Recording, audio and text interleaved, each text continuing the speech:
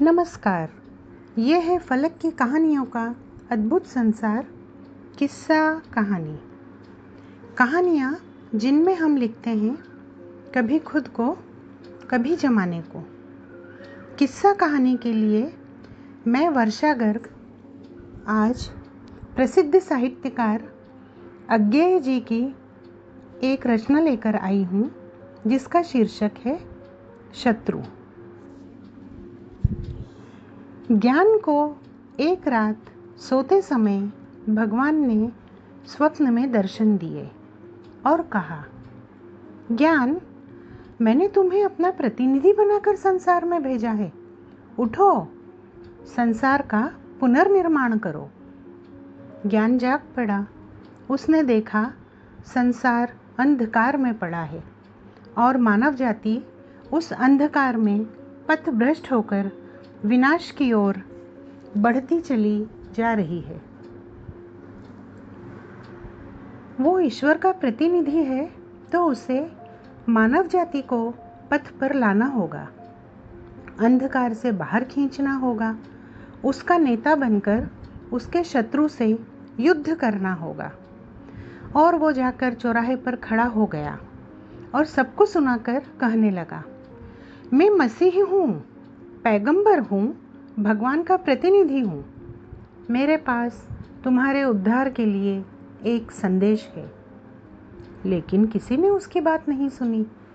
कुछ उसकी ओर देखकर हंस पड़ते, कुछ कहते पागल है, अधिकांश कहते ये हमारे धर्म के विरुद्ध शिक्षा देता है, नास्तिक है, इसे मारो। और बच्चे उसे पत्थर मारा करते। आखिर तंग आकर वो एक अंधेरी गली में छुपकर बैठ गया और सोचने लगा। उसने निश्चय किया कि मानव जाति का सबसे बड़ा शत्रु है धर्म, उसी से लड़ना होगा। तभी पास कहीं से उसने स्त्री के करुण क्रंदन की आवाज़ सुनी। उसने देखा एक स्त्री भूमि पर लेटी है। उसके पास एक छोटा सा बच्चा पड़ा है जो या तो बेहोश है या मर चुका है, क्योंकि उसके शरीर में किसी प्रकार की गति नहीं है। ज्ञान ने पूछा, बहन क्यों रोती हो? उस स्त्री ने कहा, मैंने एक विधर्मी से विवाह किया था। जब लोगों को इसका पता चला तब उन्होंने उसे मार डाला और मुझे निकाल दिया। मेरा बच्चा भी भूख से मर रहा है। ज्ञान का निश्चय और भी दृढ़ हो गया। उसने कहा, तुम मेरे साथ आओ, मैं तुम्हारी रक्षा करूंगा। और उसे अपने साथ ले गया। ज्ञान ने धर्म के विरुद्ध प्रचार करना शुरू किया। उसने कहा, धर्म झूठा बंधन है, परमात्मा एक है, अबाध है और धर्म से परे है। धर्म हमें सीमा में रखता है, रोकता है, परमात्मा से अलग करता है। अतः धर्म हमारा शत्रु है।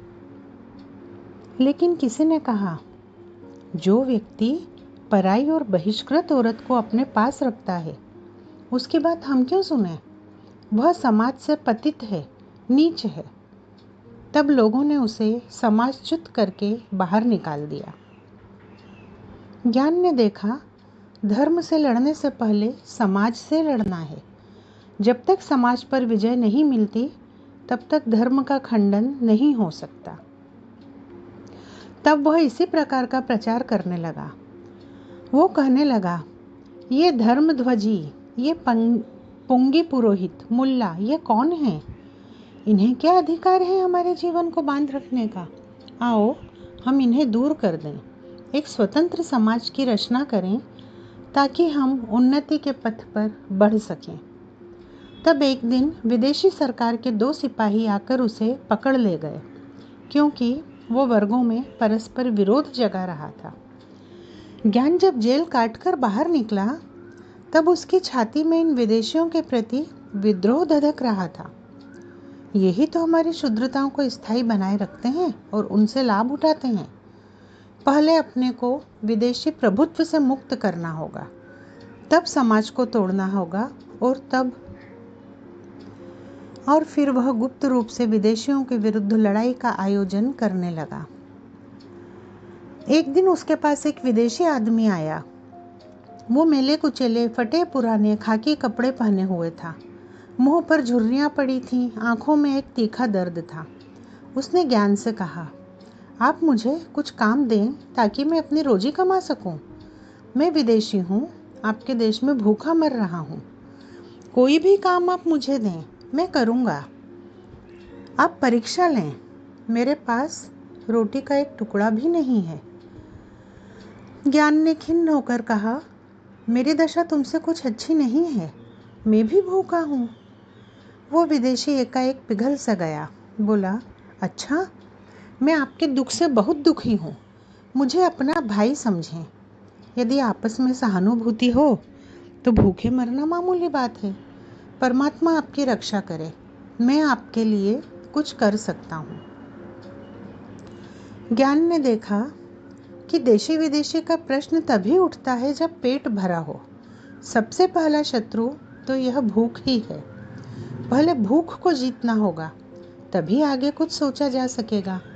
और उसने भूखे के लड़ाकों का एक दल बनाना शुरू किया, जिसका उद्देश्य था अमीरों से धन छीनकर सब में समान रूप से वितरण करना, भूखों को रोटी देना इत्यादि। लेकिन जब धनिकों को इस बात का पता चला, तब उन्होंने एक दिन चुपचाप अपने चरों द्वारा उसे पकड़ मंगवाया और एक पहाड़ी किले में कैद कर दिया। वहाँ एकांत में उसे सताने के लिए नित्य एक मुट्ठी चबेना और एक लोटा पानी दे देते, बस। धीरे धीरे ज्ञान का हृदय ग्लानि से भरने लगा। जीवन उसे बोझ जान पड़ने लगा।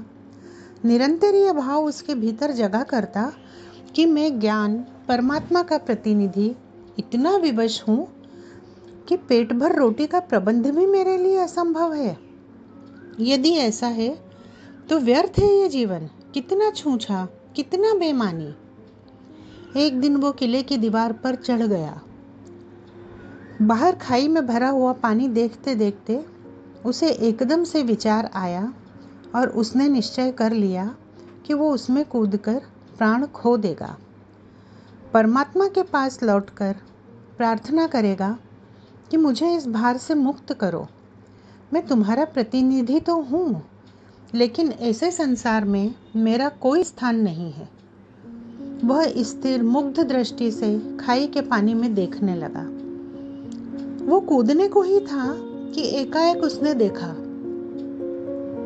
पानी में उसका प्रतिबिंब झलक रहा है, मानो कह रहा है, बस अपने आप से लड़ चुके। ज्ञान सहम कर रुक गया, फिर धीरे धीरे दीवार पर से नीचे उतर आया और किले में चक्कर काटने लगा। और उसने जान लिया कि जीवन की सबसे बड़ी कठिनाई यही है कि हम निरंतर आसानी की ओर आकृष्ट होते हैं। मानव मन को परिभाषित करती ये कहानी अज्ञेय जी की थी। पसंद आई हो तो चैनल को लाइक, सब्सक्राइब करना ना भूलें। जल्दी ही मिलूंगी एक नई कहानी के साथ। तब तक के लिए अपना ध्यान रखिए। धन्यवाद।